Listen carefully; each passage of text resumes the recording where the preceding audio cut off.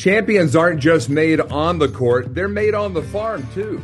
North Carolina pig farmers put in the time and effort to raise animals the right way. They protect our air and water, produce safe, high-quality food, and contribute $10 billion a year to our state's economy. Like great athletes, great farmers know that doing things the right way is the only way. North Carolina pork, raising the bacon, raising the bar.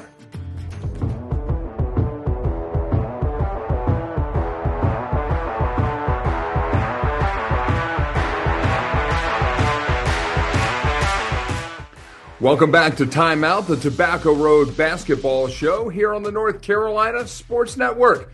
If you're watching on our popular YouTube channel with now nearly 31,000 subscribers, we ask you to like and subscribe and add in your comments to our content. Likewise, if you're listening on Spotify, Apple Podcast, iHeart, or Amazon Music. North Carolina's Best Bracket Contest is open now as well. Bacon and Basketball is back and is presented as always by North Carolina Pork.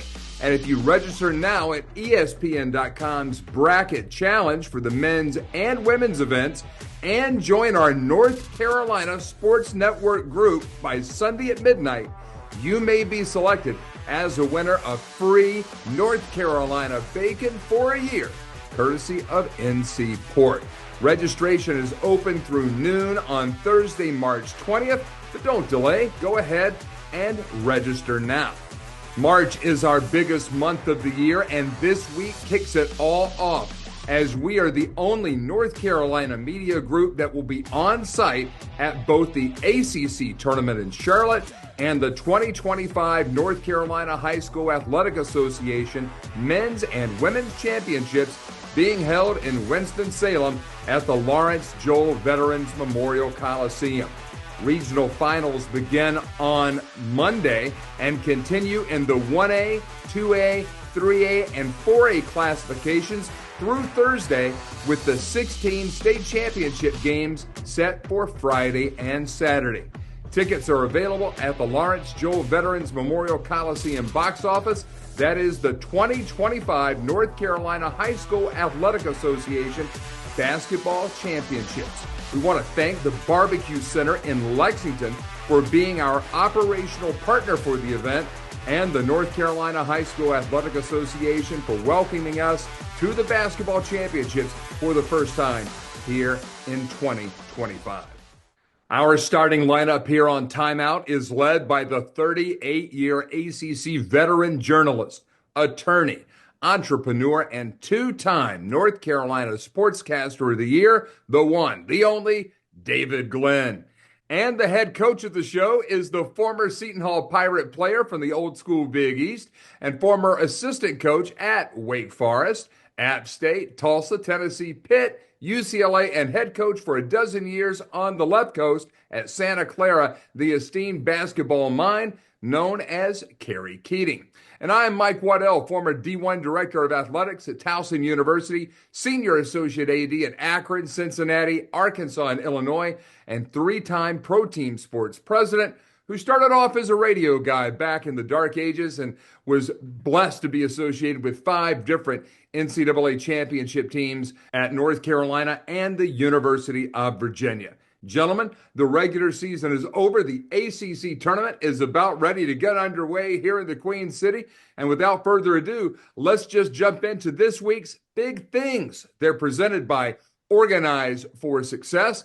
And DG, I know that you believe, as I do, that North Carolina, or as we call it, the bold North State, is truly the center of the basketball universe. Yeah, Mike, and I want to remind everybody, even if their own team maybe did not make all of its dreams come true, that we live in a sports world that the three of us, for example, grew up with UCLA being the center of the college basketball universe. That left coast that you just mentioned a while ago, the Bruins were winning almost all of the NCAA titles, but the world has changed a lot since then. And a fun trivia question to ask, what states in our 50 have more than one multiple NCAA title winner in men's basketball? Meaning how many schools do do you have in your state that have won multiple men's basketball NCAA titles? There's only 3 states out of the 50 that have more than one. And it's Kentucky. Both Kentucky and Louisville have won the national title more than once. California, of course, UCLA famously has 11. San Francisco had 2 back in the day. But the only other state is ours, of course, here in the center of the college basketball universe. It's one of the reasons I love to call the bold North State the center of the college basketball universe. We have Carolina, we have Duke, and we have NC State. Wolfpack won 2 longer ago. Duke has won 5, of course, all of those under Mike Krzyzewski, at least for now. And Carolina has won a total of 6. So we live in a world where there's only 15 schools in the whole country that can claim multiple NCAA championships in men's basketball. We have 3 of the 15 right here in the Triangle area of North Carolina. And again, only California and Kentucky, those states, have more than one such school as well. Meanwhile, starting in the 1990s, remember, or the 1980s rather, that's when the NCAA tournament expanded. That's also the first time, the 80s, that there were no more limits on how many schools from a single conference could go to the big dance. That's why a lot of people call this the modern era. So there are only 3 schools in the modern era, 80s forward, that have won 5 or more NCAA titles. One more reason we are the center of the college basketball universe. 2 of those 3 schools that have 5 or more NCAA titles in the modern era are right here in our backyard. UConn, of course, does have 6 now, but Carolina has 5 just in the modern era, 80s forward, and Duke has its 5, right? Let me keep it going, though. Our state's influence has not wavered over time, the way UCLA has faded gradually, the way the Indiana Hoosiers were prominent for a long time but have gradually faded away as well. Our state had 2 national titles in the 80s. Remember, it was Dean Smith, Michael Jordan, James Worthy, Sam Perkins in 1982, and then it was Jimmy V and the Cardiac Pack the very next year in 83. But wait, there's more. In the 90s, we had 3 NCAA titles. Blue Devils back-to-back under Coach K in 91 and 92. Tar Heels the very next year under Dean Smith again in 1993. In the first decade of the 2000s, we had 3 more. It was Duke in 2001, Carolina in 2005, Duke in 2009. And this past decade, yes, we had 3 more. Duke in 2010 and 2015, Carolina in 2017. Now, the 2020s aren't over yet, and we might have someone wondering whether we're going to add to that list. But it wasn't just 1 in those decades. It was multiple in the 80s for our state, multiple in the 90s, multiple in the to the early 2000s, and then multiple again in the 2010s. Duke is the favorite this year, or among them. And remember, NC State was in the Final Four just last year. Duke and Carolina were in the Final Four just as recently as 2022. So there has been plenty of knocking on the door here in the 2020s, if you will, to represent that most recent era. Last but not least, we have 19 Division I men's basketball programs in our state. One more reason to call us to the center of the college basketball universe. 16 of our 19 programs have been to the big dance, and a 17th, High Point University, is making its first appearance there this year. So congrats to Alan Huss and the Panthers. Of the 2 schools that have not made it yet, Queens University in Charlotte is not even eligible yet and won't be until 2027 because they're still in the NCAA mandated transition period after jumping from Division II a couple years ago. Elon is the only D1 longtime member in our state that has not yet made the big dance. Now, while Carolina, Duke, State, and Wake Forest of the ACC do have the most NCAA tournament trips among these North Carolina-based schools, I want to remind people, again, center of the college basketball universe, Davidson has been there 15 times. The Charlotte 49ers have been there 11 times and even made a Final Four long ago. North Carolina A&T has been there 10 times.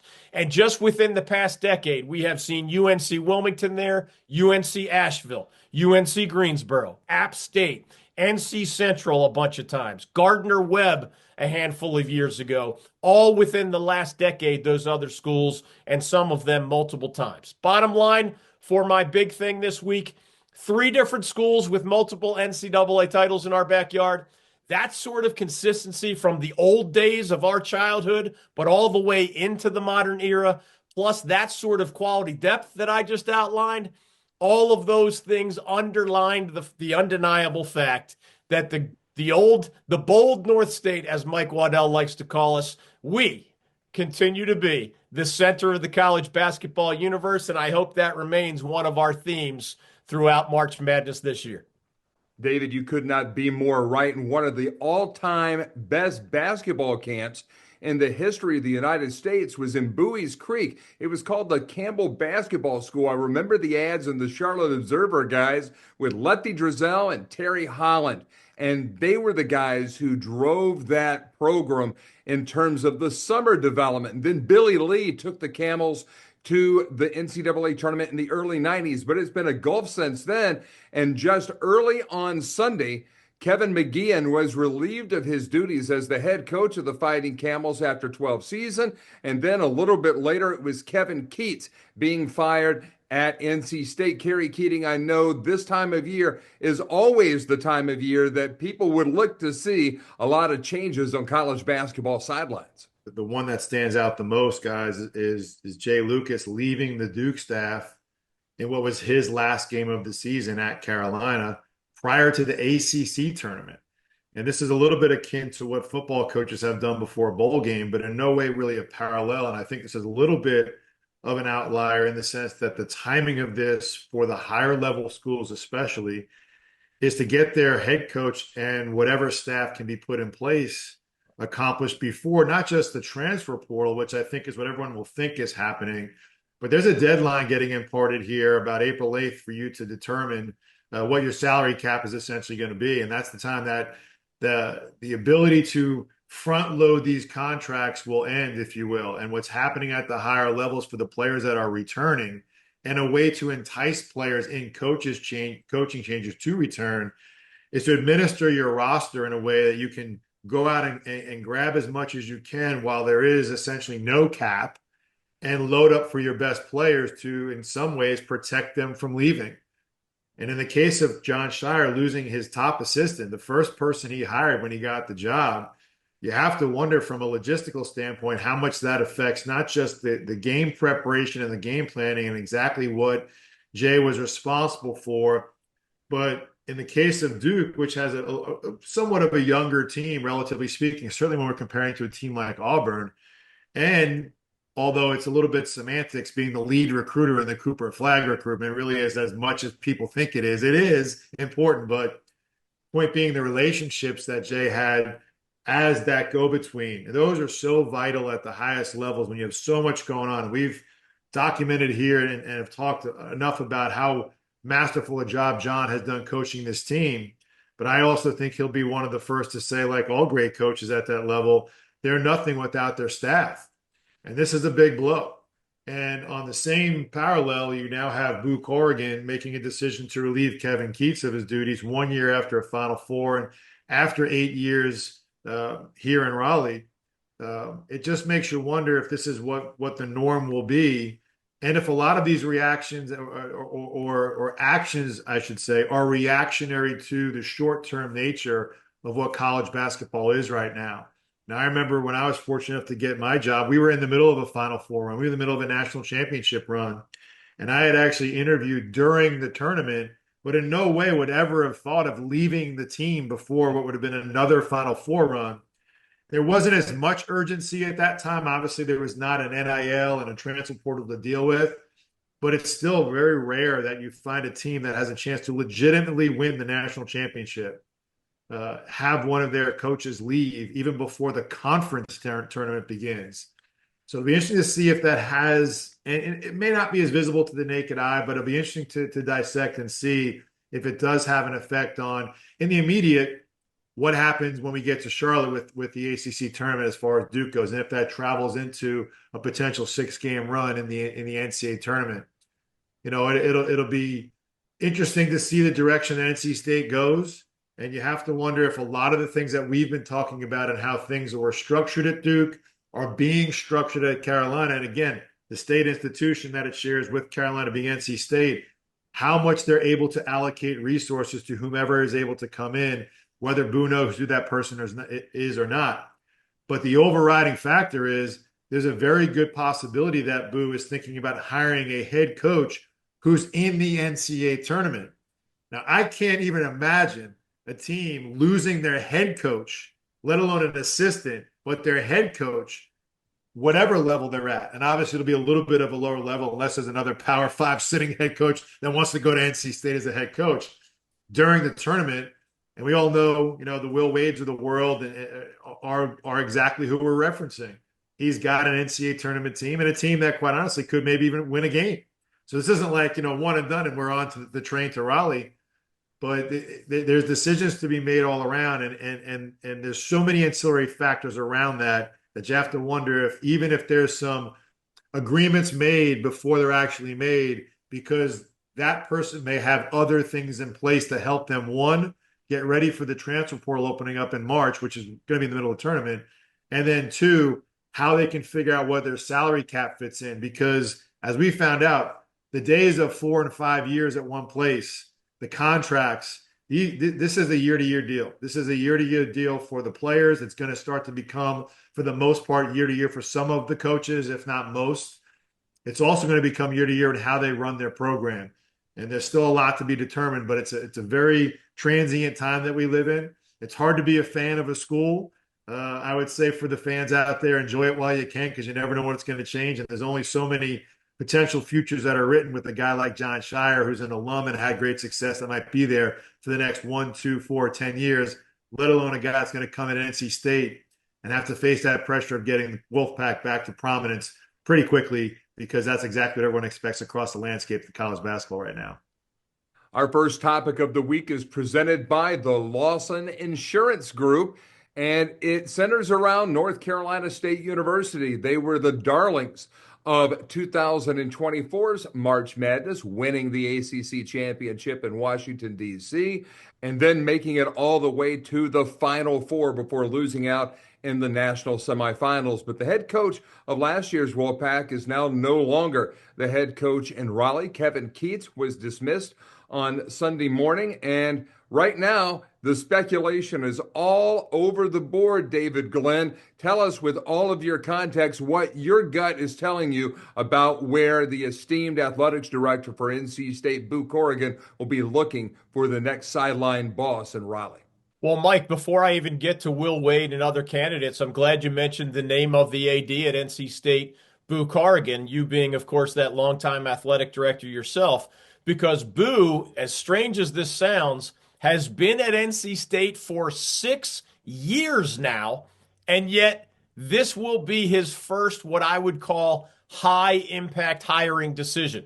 Remember, he inherited Elliott Avent in the baseball program. He inherited the great Wes Moore, who runs a fantastic women's basketball program and has the Wolfpack, in the NCAA tournament once again. They were at the Final Four last year. They just played in the ACC title game again this year after winning that a few times previously under Wes Moore. He inherited Dave Doran in football, and he inherited Kevin Keatts from UNC Wilmington. Debbie Yao was the person who hired Kevin Keatts away from UNCW to NC State as the Wolfpack's athletic director.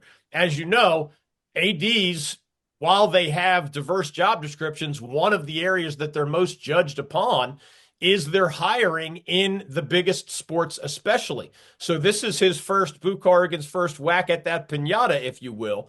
And quick reminder, he was at Army, West Point, for almost a decade as their athletic director up there. And he had, in almost a decade, only one basketball hire, which didn't work out well.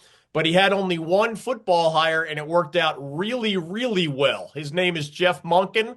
He has been fantastic for Army football, and that is always going to be part of how the Army folks remember Boo Corrigan in a positive way, because he took the program most important on that campus, and he made it great again, at the very least consistently relevant again. So there's the Boo Corrigan aspect of this.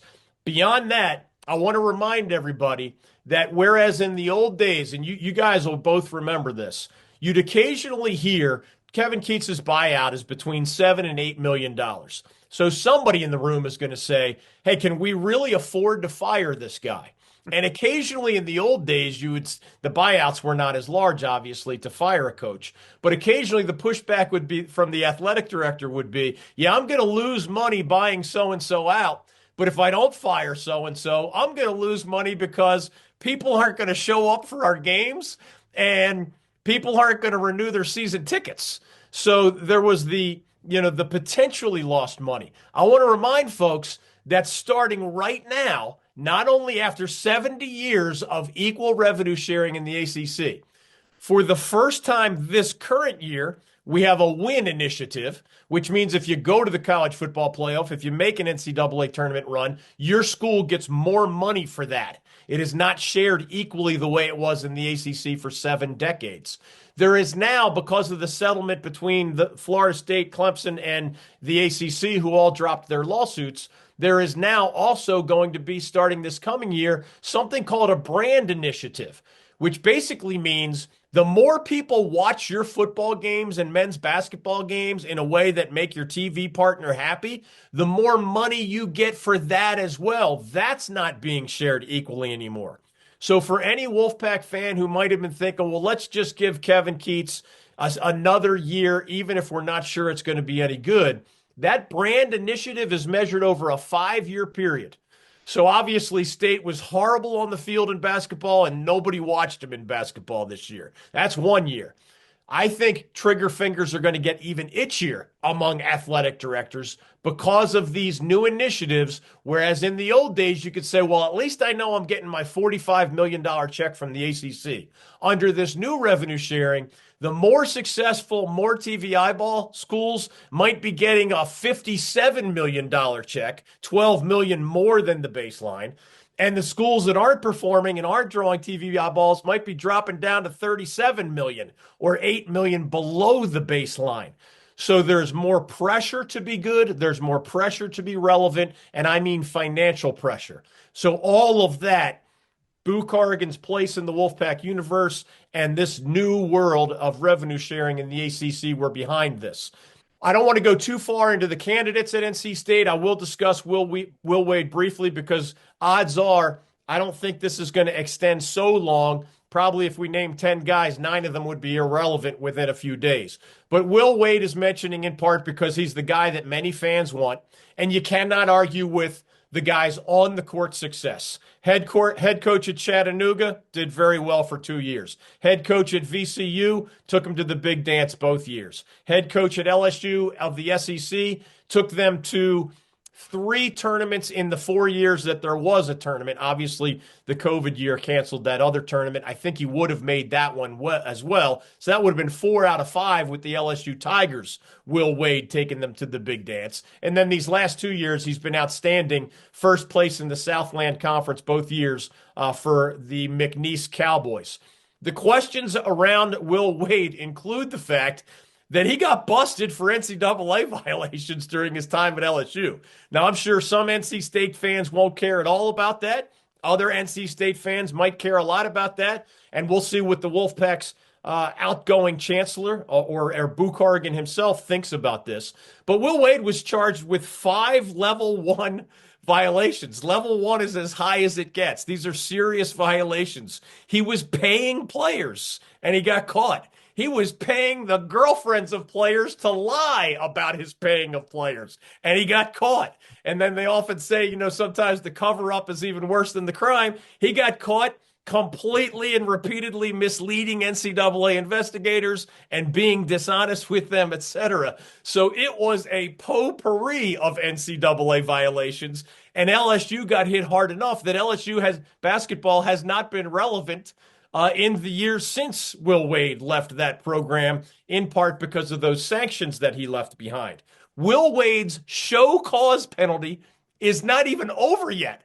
A show cause penalty is a pretty big whopper of a penalty directly on a coach from the NCAA for rules violations. It's over soon, but it's not over yet, and it means certain things he's restricted from doing on the recruiting trail, et cetera. Doesn't mean you can't do a lot as a head coach, and he certainly succeeded at McNeese State while under a show cause penalty. But I just want to bring up the complicated candidate that he is because of that unusual combination of, yes, high-level success, but also a very checkered past in the eyes of the NCAA. Oddly enough, two guys with great integrity reputations, Tommy Amaker at Harvard and Shaka Smart at VCU, both hired Will Wade as an assistant. So in theory, two guys who do things the right way saw fit to hire him. All of that, of course, was before he became a head coach and before he ran into all these NCAA rules violations. Would he be a great fit in terms of wins? Yes, right? Like Auburn is not mad that they took a chance on a Bruce Pearl who had been soiled by some NCAA convictions, if you will. If a guy can coach, the guy can coach. And maybe NC State pulls that trigger, and maybe Will Wade, who doesn't make so much money that he's ungettable, maybe Will Wade is interested in coming to NC State. That is the most prominent name that I've seen thrown around by either people I know at NC State or those in the fan base. I just remind people that you're typically not hiring anybody away from the Big Ten or the SEC. It's also usually hard to hire a head coach away from the Big 12. So you got to look for somebody a little farther down the ladder. And there are plenty of good ones out there. But I wonder if Coach Keating has an opinion in a general sense on how. I don't think coaches will be scared away, but I do think coaches' eyes are open when a man is fired, Kevin Keatts, 1 year after taking them to back-to-back NCAA tournaments, and the latter of those two just 1 year ago included an ACC title, which that school hadn't won in forever, and a Final Four, which that school hadn't been to in forever. Again, it's not going to scare everybody away because they're going to be offering enough money to be competitive, but it's certainly an interesting mix of factors as potential candidates consider options like the Wolfpack. And David, one thing that I'll add in here before Kerry chimes in is that at McNeese State, their athletics director is a guy named Heath Troyer, who was the basketball coach and the athletic director, and then he brought in Will Wade. If you know anything about Louisiana politics, everybody lies, cheats, and steals down there. And yes, it has made it very difficult for Appalachian State alum and former player for Kerry Keating at Appalachian State, Matt McMahon, to get that program back on track because there are some severe penalties that Will Wade left in his wake, so to speak. But the one thing I can tell you about Will, I got to know him, Kerry, at the old Villa 7 event, which you and I have been to many times. It was held out in Beaverton on the Nike campus. And Will Wade has a great personality. He's the life of the party. Everybody likes him. He would be a big personality in Raleigh, on par with Jim Valvano. I mean, he's not Italian, but he's just that way. He has a magnetic sense about him. And that could make NC State almost instantly relevant in the triangle, especially with the low-key Hubert Davis and the little bit more spicy John Shire or Hubert Davis are going to win the excitement committee talent show. But Will Wade is a guy that has some excitement. And I know that when I was going through my coaching search, if you just want to talk in general terms, Kerry, from your own experience, I know I started looking for a coach. I knew I was going to make a change with Pat Kennedy in the spring of 2011. So I started working with a consultant, not a search firm, but a consultant, and Eddie Fogler. We started to map out candidates. Started out with 40, cut it down to 20. Went back up to 30, went down to 15. Went down to 10, and then we started to call around and talk to their people, got it to 5, and from there, we made the hire that is still in place at Towson University and their all-time winningest coach, Pat Scarry. What's your impression of how a modern 2025 coaching search is run? Well, I'll use it as a comparison to what it used to be before our current environment. And as you know, Michael and David, obviously, this is a relationship driven that you were kind of tied to the AD and maybe to a lesser extent the president, depending on his or her involvement. that it was a long-term relationship. You're, for the most part, expected to sign a 5 or 6 year contract because the life of kids at your school was 4 years, and maybe it was 5 if you had a program that was going to redshirt kids. Or, I was on a quarter system at Santa Clara, and I tried to encourage kids to graduate in 3 years and get their master's paid for in 2. This is a completely different era. As we talked about in the open, this is a year-to-year, way more transactional than relational aspect of the job. And in the case of NC State and Boo, it may not mean that it's going to be predicated on his relationship with said search firm, with a former colleague, with someone that used to be at NC State. It may not be necessarily a long-term hire as much as a short-term, transactional relationship, if you will, if that makes any sense. I mean, certainly Will is magnanimous enough to come in and make an impact from a public relations standpoint to back up what he's done on the court. The interesting part about that, and the reference that I just framed, is if Boo has the blinders on to not take into account why Matt was left with that bag to hold, why Will was in the show cause, why those things happen. This is a little bit akin to Kelvin Sampson being removed from Indiana for overdoing text messages. The only thing I could think about is if a coach isn't willing to adapt and adjust and adhere to the current rules and environment, that can be repeatable. The problem, if you want to view it as a problem, is we don't even know what the current rules and environment are. It's a freewheeling deal out there right now. The only thing we know is coming, as we talked about, is on April 8th when the House goes in, that you have to have a salary cap. I don't know how fast Will Wade can work to front load contracts and NIL deals. We do know here in Raleigh that there's a pretty generous amount of support that I think would buy into supporting front loaded deals to NIL guys if Will could attract them. And I'm saying that in a general sense, not that he already has the job. It's just that in the past, this would be, I have a relationship with the AD. The AD knows my agent. The AD is also represented by my agent. The AD knows I was in this search before. As Michael, you mentioned, I was at this conference or gathering of potential future ADs. There are so many other things going on to try to connect the dots in the past. But what we're seeing now here, Miami hires Jay Lucas before their season's even over. Florida State replaces Leonard with alum Luke Locks that comes from the NBA with no head coaching experience, and both of them in their mid-30s, by the way, have never been head coaches before, but they've been at higher levels. This is a completely new opportunity, I think, for Boo to make an impact to, I think, clearly get a potential sitting head coach. Look, let's not forget, guys, there's another job open still that's pretty desirable in Virginia. And we all know that the lineage of what happens there. Does that affect what Boo decide or has decided to do? This is even more of an arms race to hire the right guy, because if you get the right guy for 2 years and he puts you back in that conversation to compete with Duke and Carolina first and foremost, establish some local relevance and potential dent in the dominance, especially with all the shaky ground that Carolina is kind of on right now. Even if you lose that guy in 2 years, you've now proven that you can do it. This is more, I think, less about who he hires and more about how they run the program. Are they going to have the resources? Are they going to pony up? Where is the allocation of the $20.5 million going to go? Is this going to be Boo putting the new coach and Dave Duran in a boxing ring and saying, okay, whoever wins gets more money? There's going to be a lot to factor in here. The point being is that it's not what it used to be. And you may know, and it may make sense for certain things in the past. I think there's more of a setup now for non-traditional hires, and we're seeing that already. We've seen that already in this league at Florida State and at Miami. I think you're going to see it maybe at NC State more than Virginia.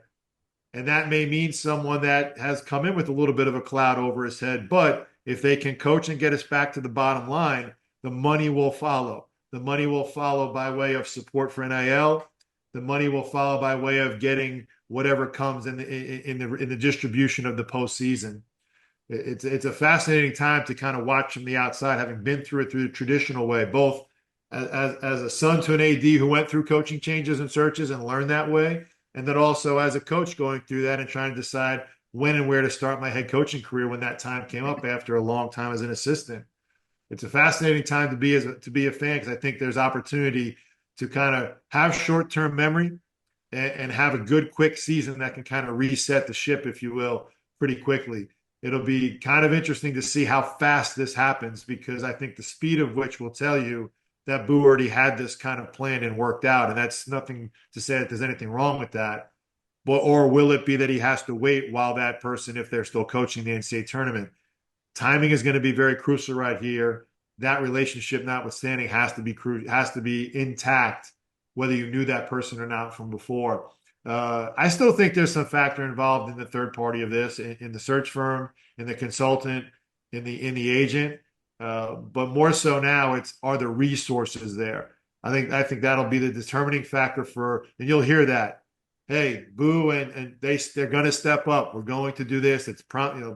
If you have people that you think would take that job, and he goes down the path of one or two guys that should or could don't, that means they may be struggling to get things lined up and in place for that coach to come in and make an impact.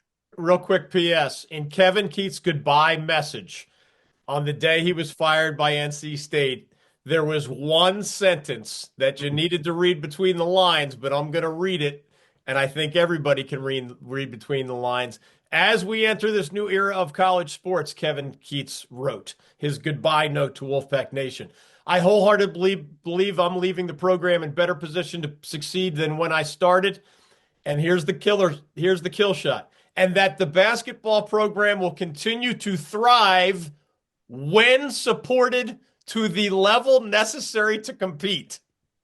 Now, Kevin Keatts is not a confrontational guy. He's not going to go out swinging or saying it's unfair that he got fired or whatever, even though a year ago he took him to the Final Four in the ACC title.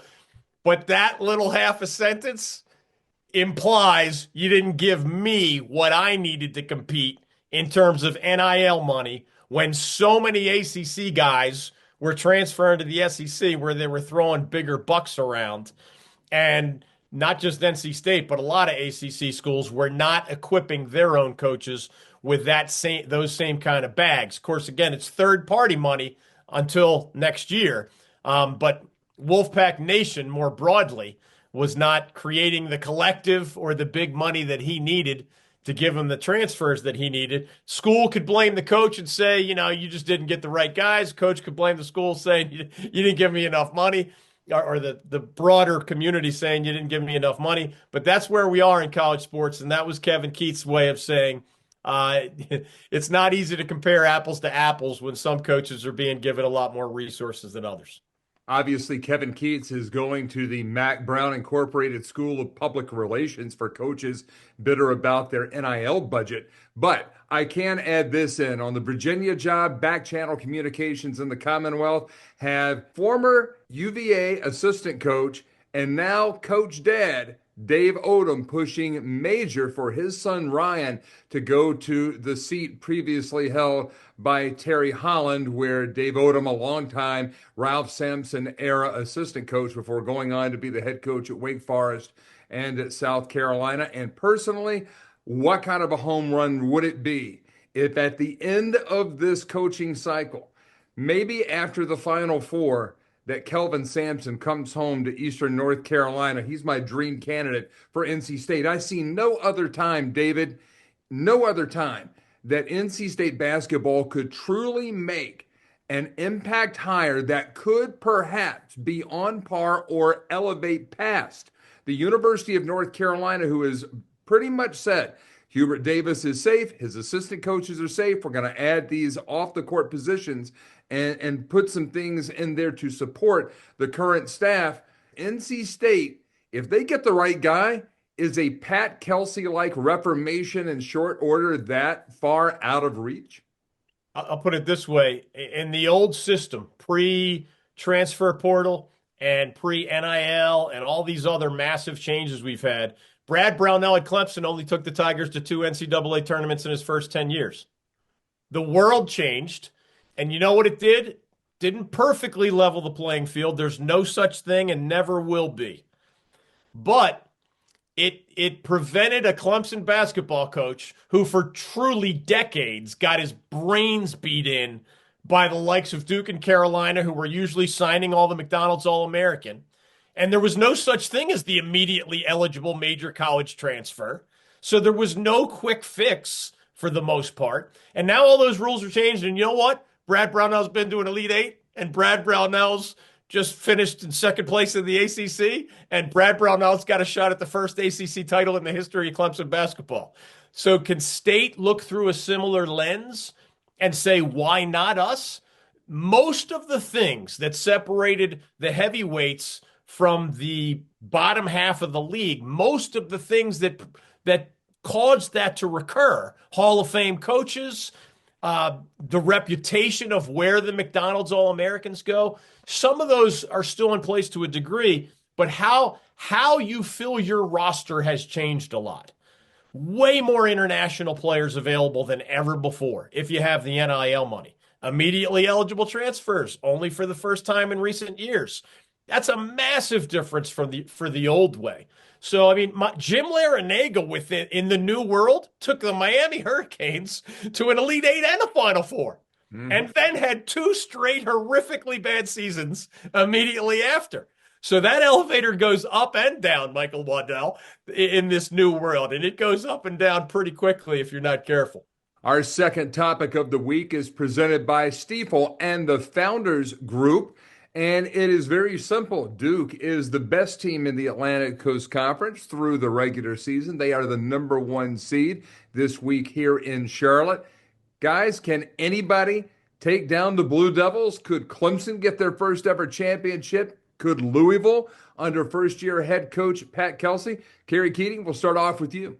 Well, I think the easy answer to say probably not, but the fact that Clemson has already beaten Duke and the fact that Clemson has 2 players returning at the top of their roster that made a deep NCAA tournament run last year, they seem to be primed heading into the ACC tournament for a chance to win that aforementioned first elusive ACC tournament, let alone get a better seed, maybe even climb up into the top 4 seeds if they're able to at least get to the final. You know, Victor Lockton is now averaging 17 points over the last 4 games. And as a 5-man who can stretch the floor, he's presenting some issues for teams that can play against them and have to worry about, you know, Ian Shefflin, obviously Chase Hunter. You know, they've quietly put together a season, and quietly I say only outside these confines. I think we've been well aware of the potential of what Clemson can do. It kind of goes to show you, and it's been amazing to talk to you guys about the ACC, about our local schools for the last couple of months, and then have these conversations with folks that are in the Big Ten, that are certainly in the West Coast, whatever conference they happen to be in. There's no conferences there anymore. They all seem to be everywhere else, even up in the Big East. And they kind of make mention like, I don't know about Clemson. And I'm kind of like, guys, you don't know about Clemson. Like all of a sudden, Clemson's become the soup du jour, right? Their metrics lined up. We mentioned them as part of a group of 10 whose metrics at the time present themselves as potential national championship winners because that's where they've typically come from, 23 of the last 24. And they're going to be a trendy pick come the Selection Sunday pundits and the post-game shows. If there's ever a year where the league isn't strong enough for them to at least go unscathed into the finals, and obviously to have to get by Louisville, I think this is the year. The only problem is that Duke, and John Shire actually referenced this in his post-game press conference, had a sliver of time where they were the hunter and not the hunted. And that's a problem if you're trying to beat Duke now, because now they've figured out how to go in the most, the toughest environment that they're going to go into at Carolina at the end of the year, for all the emotion that goes into it, for all the potential desperation that Carolina needed. They win that game. They're in the tournament. I think no problem. Now, all of a sudden, they came out, showed their depth, had, I think, 5 different guys hit threes, shot 50%. Cooper Flagg's in foul trouble, still blocks 4 shots in the second half. They don't isolate to go against them. It's like, Duke may be bulletproof, Duke actually may be bulletproof. I know David's favorite stat is still intact, that Cooper flag, even though it's coming a little close on two of the categories, leads the Blue Devils in the 5 major categories. And it's obviously clear he's got the ACC Player of the Year locked up. Now it's between him and Johnny Broome between National Player of the Year. But I think that game firmly established, like even in his trials and tribulations to try to figure out how to stay out of foul trouble, not commit ticky-tack fouls, and kind of show his youth a little bit, he comes back in the second half and shows his maturity. I don't know if Duke can be beat. I don't know if Duke can be beat before the third weekend in March. It's going to be very, very difficult, barring any major collapse, potential injury, or anything of that nature. And the weakness that is the ACC this year, to overcome them not winning the double dip, the regular season and the postseason. If there's any team that can do it, it's Clemson. I know Louisville will try to make a case for that. I just don't know if they've shown that type of strength, and obviously didn't have that type of success against Duke during the regular season. Personally, I'm looking forward to, wish we could just fast forward to the finals and go right to Duke and Clemson and just get all the rest of it out of the way and let them put them out of their misery. Let them go start working on the transfer portal, because that's what's coming up anyway. But I think Clemson, yes, I think Clemson, they're not afraid of the task. They've won already. They have the leadership. They have the postseason experience, and they have that win, even though it was in Littlejohn, under their belt. So they have some factors going in that'll give them a little bit more confidence to see if they can pull off and get that first ACC tournament championship. Yeah, Mike, you guys know that I like to occasionally dive into my ACC encyclopedia. So let me hit you with my favorite fun fact of today's show, and then I'll answer who I think can give Duke the best game, if not beat the Blue Devils in Charlotte. One fun fact, by the way, before I get to my favorite one, it is Charlotte, North Carolina. I mean, we know this because we live in the Carolinas, but not everybody beyond our immediate listening area and viewing area knows this. Charlotte, North Carolina is so close to the South Carolina border that it is a shorter drive to Clemson, South Carolina, from that arena, the Spectrum Center, than it is to Durham, North Carolina, where Duke University is located. So if it came down to that matchup on Saturday night, Coach Keating, and I've been to 30-plus straight ACC tournaments, I'm telling you that would be fantastic, because Clemson's never won one, because both fan bases have huge amounts of alumni who live within an easy drive of Charlotte, North Carolina, if it came down to that big ticket on a Saturday night. But here's my favorite fun fact. In the modern era, so 1980 forward, this Duke team, and this underlines how hard they are to beat, as Coach Keating just described, but this Duke team is one of the 4 best ACC regular season dominant champions by margin of victory. 3 of the previous 4 who fit that description made it all the way to the NCAA title game. That's a hell of a fun fact, right? Let me restate that. So of the 5, I'll give you the schools. 1999 Duke beat their ACC opponents by an average of 24 points. That is the most in the history of this 72-year-old league. That Duke team went to the national title game, lost to UConn, and those 99 Blue Devils of Mike Krzyzewski are considered one of the better teams ever to fall short of an NCAA title. This Duke team is second. They beat, their average margin of victory this year was 22 points. That's second most ever. We don't know how their postseason's going to go, but it's hard not to be optimistic, right? Next on that list is 2001 Duke. They beat their ACC opponents by an average of 18 points a game. They won the national championship. That was Jay Williams, Shane Battier, and that crew for Coach K. 2002 Duke crushed their ACC opponents by about the same amount, 18 or so points. They didn't win it all that year, but they did make the Sweet 16. And I'd have to double check. I think they won the ACC tournament that year. 2005 Carolina is also on that list. Those Tar Heels, of course, won the national championship under Roy Williams. That was the Sean May, Jawad Williams, and crew from 2005, the early part of Roy Williams' tenure. They beat their ACC opponents by about 17 points, but that's an incredible track record. In other words, 3 of the 4 teams that fit this description before this year's Blue Devils ended up in the national title game, and most of them won the ACC tournament along the way. Now, all that said, and we've been pounding this drum about how good Duke is for months now, that part is obvious. I think to have a chance to beat Duke, it really helps to be able to be comfortable with a slow tempo, right? I mean, this is an old adage. If you're not as good as your opponent, the fewer the possessions, the better, right? It gives them less time, fewer possessions to show how much better than you they are.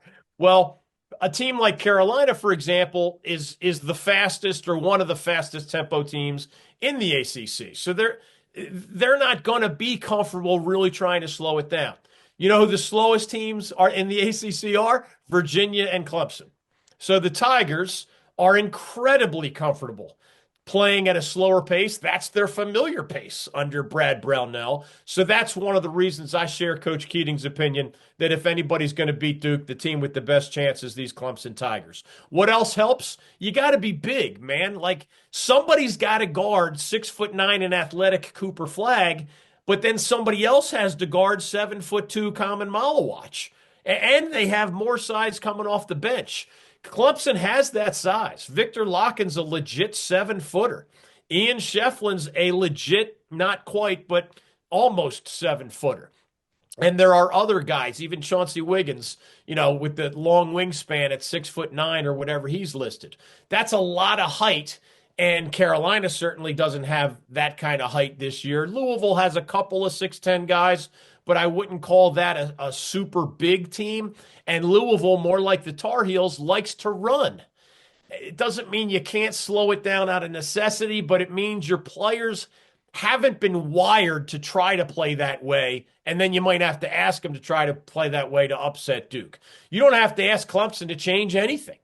Chase Hunter can do what he does, just like he did in their victory over the Blue Devils. Locken can do his thing. Shefflin can do his thing. Jaden Zachary's a brilliant perimeter defender.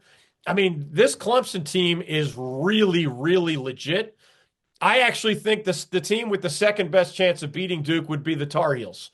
I don't think that half of the bracket, I don't think Wake is a good matchup for Duke because the Deeks just don't have enough handlers. They just don't have enough confidence at point guard with Tyler Johnson. He's gotten a little better, but I don't think you're going to beat Duke if point guard is the weakest link in your starting lineup.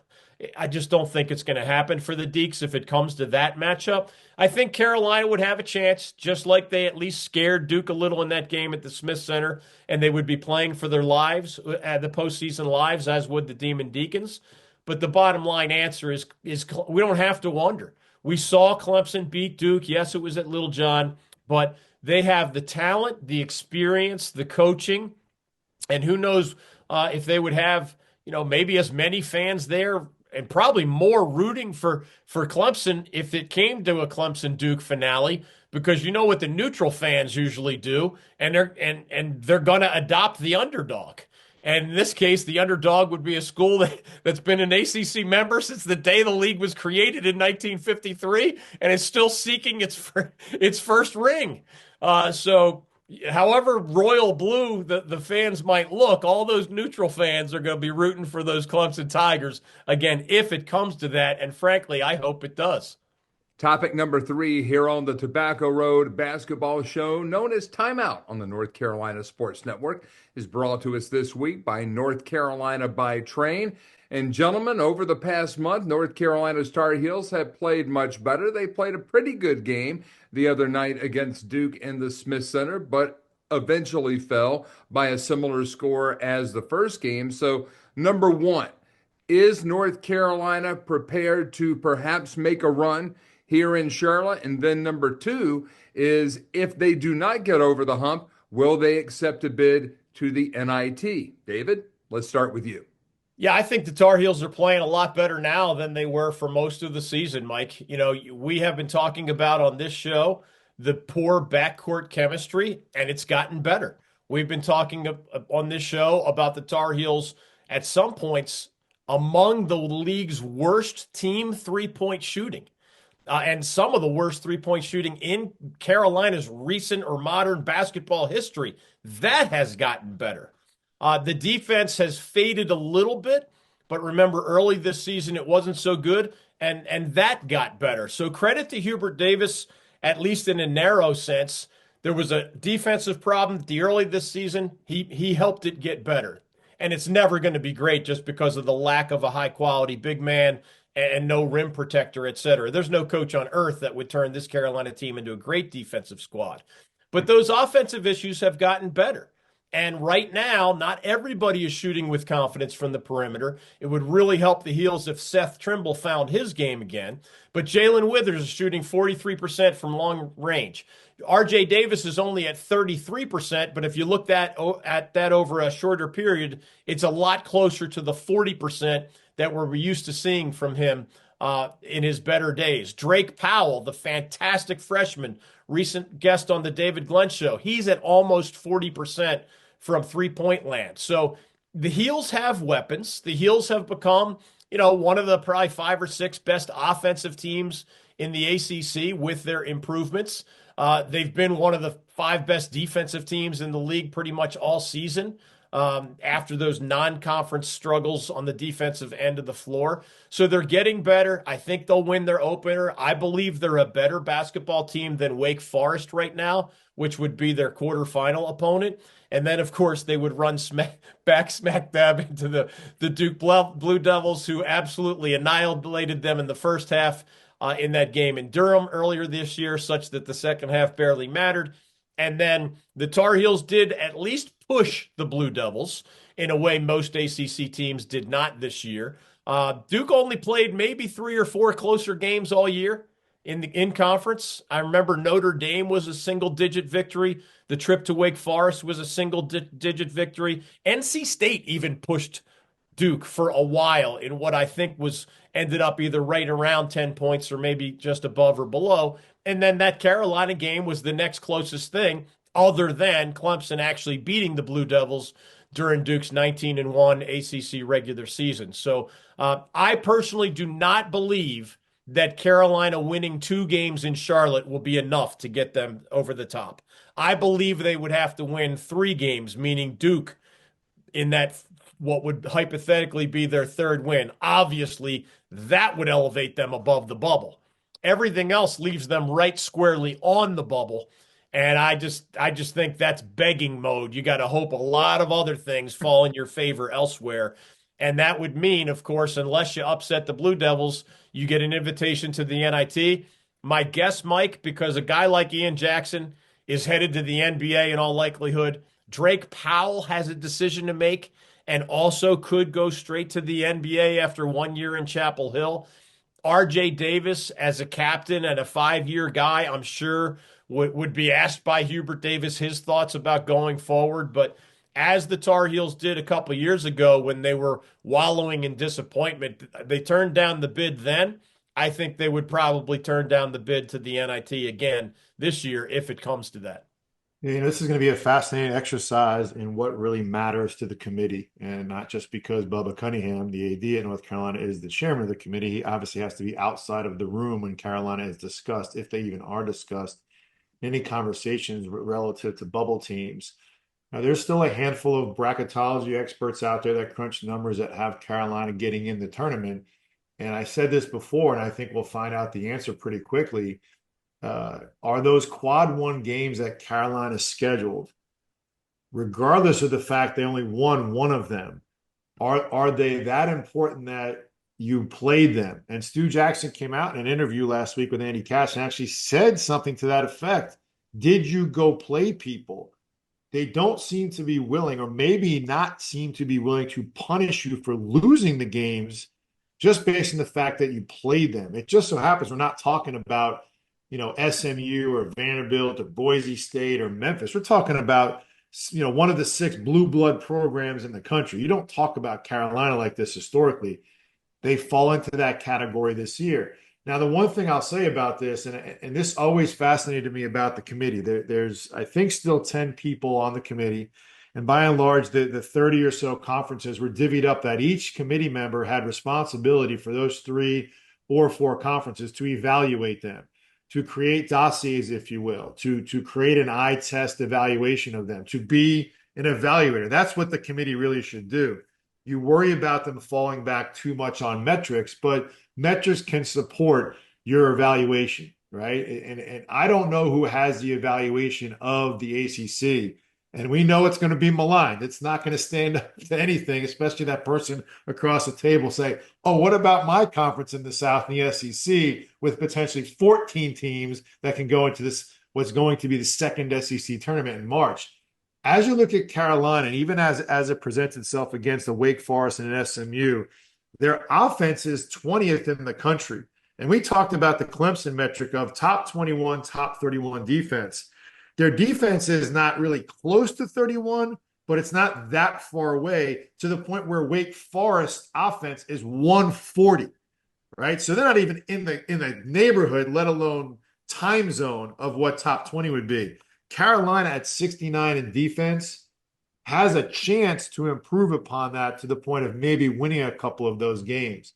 I'm not sure, or maybe not as confident as David is, that one early loss or even a late loss would keep them out. Certainly 2 wins would solidify them even more. And if they had a chance to play in the finals, I think it obviously gives them a better chance.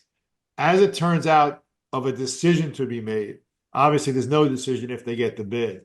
If they don't get the bid, this is a little akin to, at this level, really not wanting to delay what you need to do to get ready for the future. In the past, and we did this different level at Santa Clara, of course we paid a fee to play in the CIT or the CBI. We're trying to build a program. We're trying to get our young kids experience in a postseason environment, albeit not a true one because there was no neutral site games, road games, but road games that meant something because it was one and done, and we won both of those. This is a completely different deal. This isn't even like Seton Hall last year going to the NIT to try to build their program. Well, look what that got them. The record for the most losses they've ever had in Seton Hall history, as illustrious as my alma mater's history is in basketball. Why? Because they lost their best player to money in the transfer portal and in a death blow to a team across the river that's now 6th in the country, and he's one of their best players, Kadari Richmond, obviously at St. John's. I don't think Carolina takes the bid. I don't think Carolina takes an NIT bid just based on the fact that they have so many things they have to solidify. They have to get to that front loading and figure out who's going to be there, who's going to stay, who's going to leave. And by virtue of having to prepare to play games that seemingly have no bearing on the future at all that is delaying the ability and the time that you have. I think it's a pretty clear-cut answer.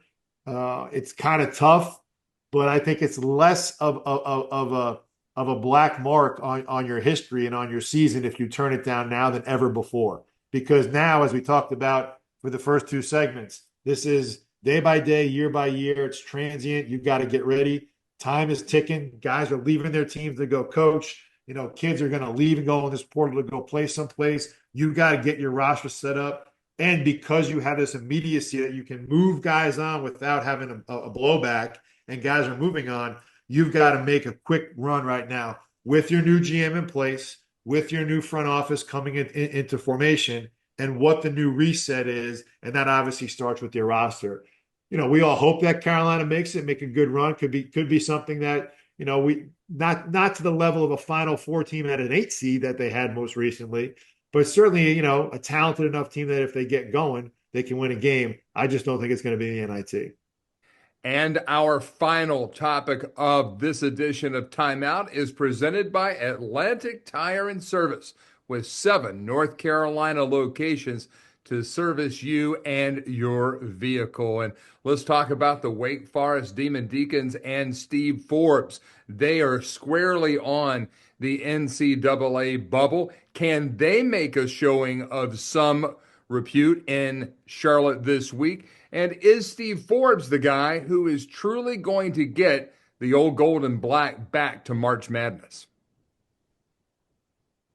One thing that stands out to me about Steve's tenure there, and as it relates to paying more attention to it now than before and looking backwards, is that they've struggled at the end of the season. And that's the one thing that if you're Steve, if you're the staff, you're a little concerned about if it's repeating itself and is there something different that has to be done.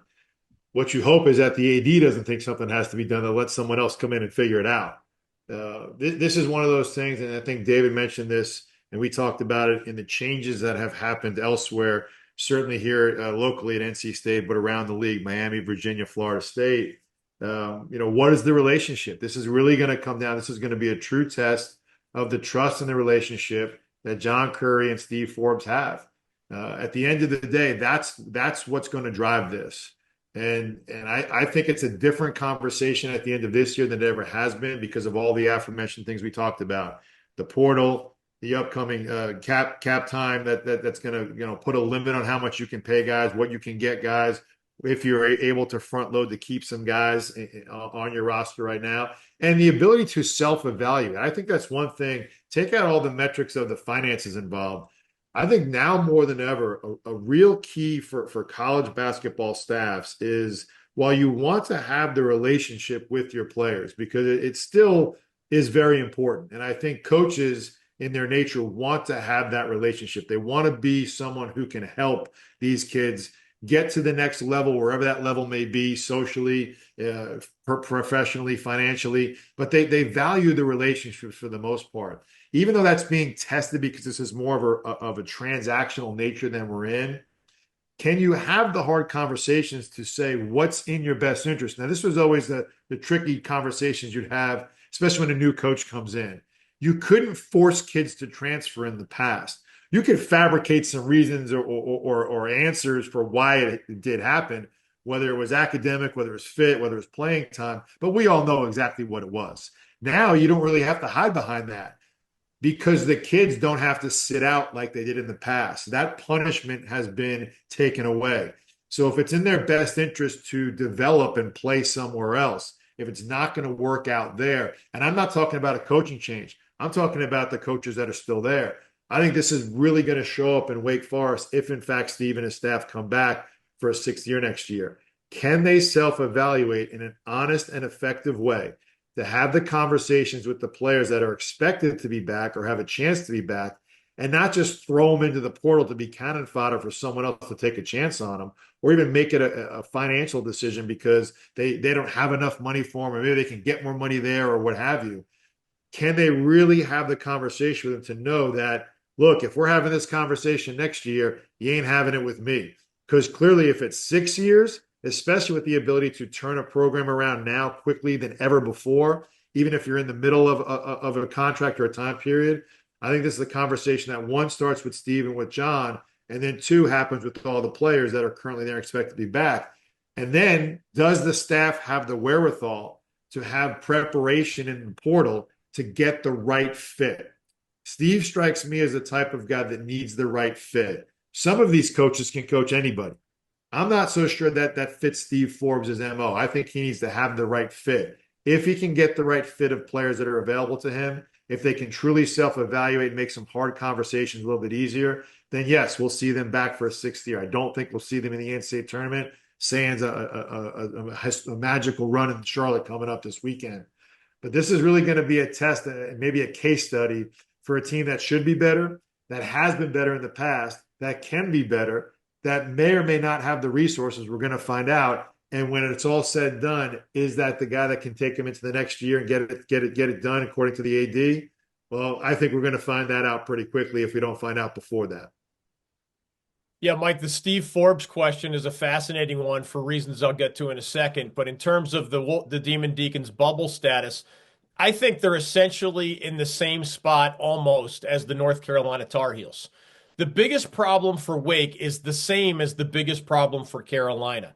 As we speak, the only team Wake has beaten that we know will get an at-large bid to the NCAA tournament is the Michigan Wolverines. And as we speak, the only team Carolina has beaten that we know will get an at-large bid to the NCAA tournament is UCLA. Historically, you can't have only one such win and get the benefit of the doubt. So what's going to happen in Charlotte? Probably Carolina wins its opener. And then who faces whom in the quarterfinals? It is Wake against Carolina. One is right on the bubble. The Tar Heels, I mean, squarely. The Demon Deacons have slid just a little bit, but they're among the first four out or the next four out in just about every projection. So it's the old loser leaves town match, right? I mean, truly, the loser does literally leave town and head back to campus, but the loser is also out of the NCAA tournament conversation, and the winner goes on to play Duke. And because neither of those teams has a really good second win, I think either one of them has to beat the Blue Devils in the semifinals to get into the big dance. That is unlikely for the Tar Heels, and I think it's even more unlikely for the Demon Deacons, although Wake did give Duke a very good game in Winston-Salem during the regular season. Bottom line is, Steve Forbes has been at Wake Forest for 5 years now. Years 2, 3, 4, and 5 we know 3 of them all ended up right on the bubble and fell short. And now it looks like year 5 is going to be the same, right on the bubble, but fall short. Here's what, to me, is the fascinating question for John Currie at Wake Forest and that administration. And you, Mike, as the AD, would have to ask yourself this question, and Coach Keating, as the coach, maybe has been on the receiving end of this question.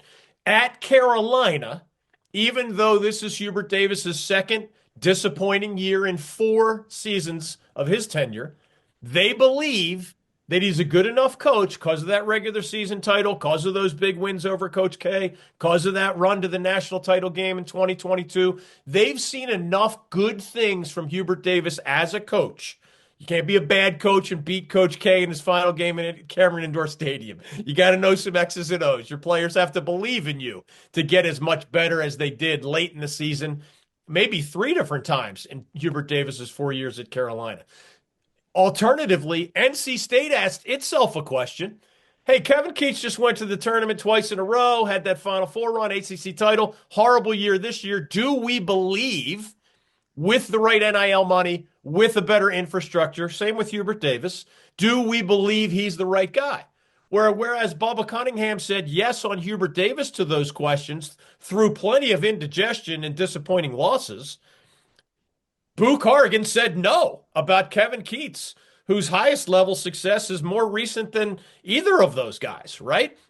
I think John Currie is going to say yes and keep Steve Forbes. That's just an educated guess. But the fascinating aspect of it is Steve Forbes absolutely has a fascinating eye for talent. If we made a list of transfers into the ACC who were not all that special at their previous school and just absolutely blossomed with the Demon Deacons, Steve Forbes' name would be next to several of them.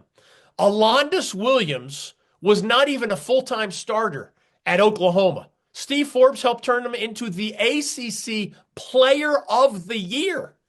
That's a big deal. You can't taking a 6-point-a-game guy the previous year, and he's the ACC Player of the Year. That's not only an eye for talent. That's not just picking some dude, it was all conference at his previous school. Any of us is smart enough to sign an all-conference guy if he's a good fit for our system. You can find the 6-point-per-game guy and envision him as an all-ACC player. If Alondas Williams was the only example, that'd be one thing. Hunter Salas couldn't make his way into the starting lineup at Gonzaga. He was averaging like 5 points per game. Yeah. He's a 2-time all-ACC player. He's playing the best basketball of his life with the Demon Deacons only after getting to Winston-Salem. Those aren't that's not just another story. Those are incredible stories. Meanwhile, you remember the guy Bobby Clintman? He signed him from, I think it was Australia and maybe via a second country. Prior to that, he had Jake LaRavia. He signed out of the Mid-American Conference. That guy's still in the NBA. He found Andrew Carr at the University of Delaware. He was good for the Deacs, and now he's good and starting for the Kentucky Wildcats. Tyree Appleby was a nice player at Florida. He became a first-team All-ACC player with the Demon Deacons. He found Cam Hildreth in England, right? He's tapping the international market. He's tapping the major conference transfer market, although not as well this year. Of all those transfers he signed, Trayvon Spillers, the App State guy, was the only one who delivered. And maybe Steve Forbes had a bad transfer portal year at exactly the wrong time. But far more good than bad in terms of identifying the right talent and making pieces fit such that a lot of guys are playing the best basketball of their college career, under Steve Forbes. That deserves credit. Now, through the coach's eyes and the X's and O's, why have they played some of their lesser basketball late in these seasons? Why has that happened? Why did the offense, I think it's point guard, but maybe more than that, why did the offense implode this year really bad? You shouldn't have Hunter Salas and Cam Hildreth and Efton Reed and Trayvon Spillers and have a bad offense. Wake's offense was not very good. Why was it a defensive issue prior to this year?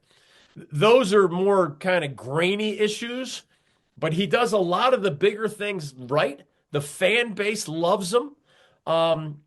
We don't know how much name, image, likeness support he's getting from people like Mitch Shy, the Mega Booster, and some of the other Demon Deacon supporters with deep pockets, but that matters too. The AD knows whether he's getting a below average NIL budget or whether he should have better results because he's been getting more resources. We don't have access to all that information.